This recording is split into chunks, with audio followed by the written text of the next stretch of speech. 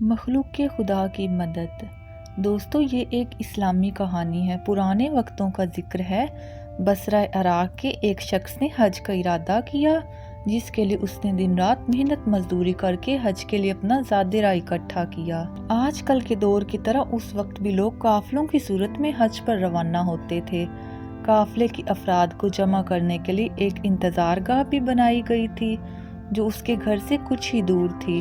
روانگی کے روز یہ شخص اپنے گھر والوں سے وداع لے کے نکلنے لگا تو فرتے جذبات میں سب کے آنسو نکل آئے، اور سب نے اسے اپنی نیک دعاؤں اور نیک خواہشات کے سائے میں رخصت کیا۔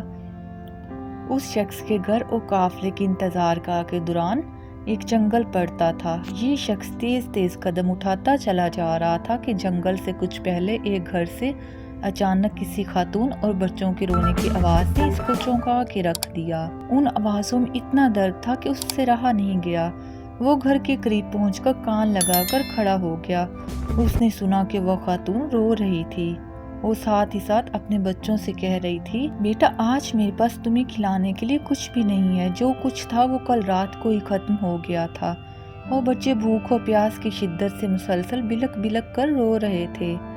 ایک طرف قافلے والے اس کا انتظار کر رہے تھے، دوسری طرف ایک بھوکا خاندان کسی غیبی مدد کا منتظر تھا۔ یہ شخص شش و پنج میں مبتلا ہو گیا۔ آخر آسمان کی طرف نگاہ کر کے ہاتھ بلند کرتے ہوئے اللہ تعالیٰ سے باتیں کرنے لگا، یا اللہ، آج میں عجیب دوراہے پر کھڑا ہوں۔ ایک طرف تیری عظیم عبادت ہے، دوسری طرف یہ بے بس خاندان ہے۔ نہ ہی میں تیری عبادت چھوڑ سکتا، نہ ان لوگوں کو اس حال میں چھوڑ سکتا ہوں۔ تو ہی رہنمائی کر، میں کیا کروں۔ اگلے ہی لمحے اس شخص نے گھر کا دروازہ کھٹکھٹایا۔ خاتون نے دروازہ کھولا تو یہ شخص بولا، بی بی میں نہیں جانتا کہ تم لوگ کون ہو۔ میں بس ادھر سے گزر رہا تھا کہ تمہاری رونے کی آواز نے مجھے رکنے پر مجبور کر دیا۔ میں نے تمہاری ساری باتیں سن لی ہیں۔ یہ لو، میرے پاس کچھ پیسے اور کھانے کی چیزیں ہیں۔ اس نے کہا، ان سے اپنے بچوں کے لیے کچھ کھانے پینے کا انتظام کر لو۔ وہ خاتون اپنے جذبات پر قابو نہ رکھ سکی اور روتے روتے بولی، اے اجنبی، پچھلے دنوں میرے شوہر کا انتقال ہو گیا تھا، تبھی سے ہم پر مصیبتوں کے پہاڑ ٹوٹ پڑے ہیں۔ آپ کی بہت بہت مہربانی ہوگی جو آپ نے ہم غریبوں پر اتنا رحم کیا۔ اللہ تعالیٰ آپ کی دلی مراد پوری کرے۔ حج سے بڑھ کر اس شخص کی دلی مراد اور کیا تھی، لیکن حج پر جانے کے لیے کل سرمایہ تو راہ خدا میں اس نے قربان کر دیا تھا۔ اب یہ شخص نہ تو گھر واپس جا سکتا تھا کہ گھر والے کیا سوچیں گے۔ حج کیے بغیر ہی واپس آ گیا اور نہ ہی بغیر زاد راہ کے وہ قافلے میں شامل ہو سکتا تھا۔ چنانچہ وہ قریب کے جنگل میں چھپ کر بیٹھ گیا اور حج کے دنوں کے گزرنے کا انتظار کرنے لگا۔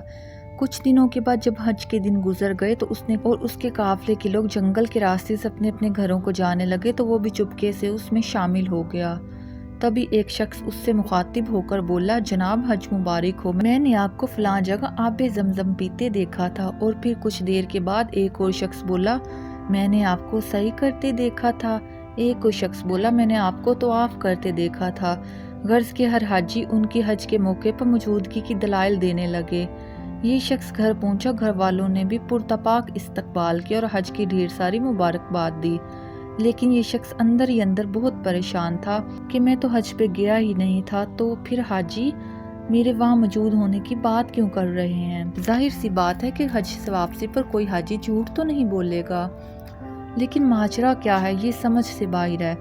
انہی سوچوں میں گھومتے گھومتے اسے نیند آ گئی اور وہ سو گیا۔ عالم خواب میں اسے بشارت ملی، اے نیک دل انسان، تم نے حج جیسی عظیم عبادت کو چھوڑ کے مخلوق کے خدا کی مدد کی۔ اس کے بدلے میں اللہ تعالیٰ نے بالکل تمہاری شکل کے ایک فرشتے کو خلق کیا اور اسے تمہاری نیابت میں حج پر بھیج دیا۔ اور یہی نہیں بلکہ اس فرشتے کے حج کا سارا ثواب تجھے ہی ملے گا، اور اس لیے ہر حاجی تمہاری وہاں پر موجودگی کی دلیل دے رہا تھا۔